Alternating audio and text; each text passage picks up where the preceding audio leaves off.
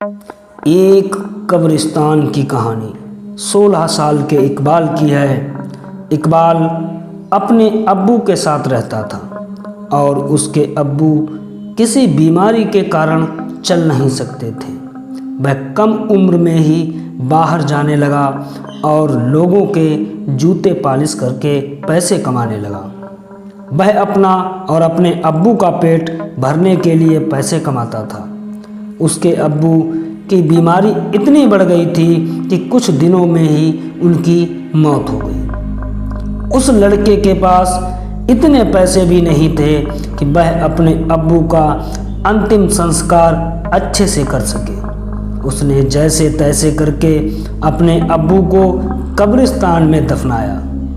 उसने यह सब कुछ अकेले किया और उसे समझ नहीं आया कि सुबह से कब शाम हो गई और शाम से कब रात हो गई। उसके अब्बू की मृत्यु के बाद वह बहुत बेबस और अकेला महसूस करने लगा। वह सोचने लगा कि अब वह क्या करेगा और रोते रोते घर की ओर बढ़ने लगा। जब वह चल रहा था तो उसे पीछे से किसी ने आवाज़ दी और वह अचानक रुक गया, क्योंकि उसके पिता उसे इको कहकर पुकारते थे। उसे लगा कि वह सपना देख रहा है या उसके कान बज रहे हैं। तभी पीछे से आवाज़ आई, इको बेटा रुको, मुझे प्यास लगी है, पानी पिला दो।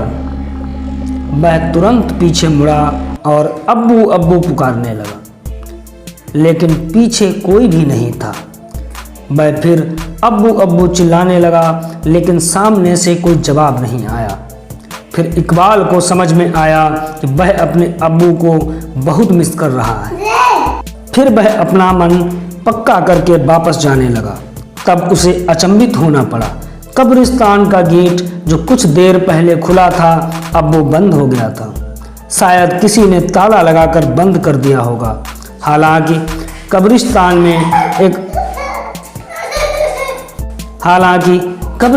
में एक और गेट भी था जो दूसरे कोने पर स्थित था। इकबाल को उस गेट तक पहुंचने के लिए कब्रिस्तान के बीच से जाना पड़ेगा, पर उसके पास और कोई विकल्प नहीं था।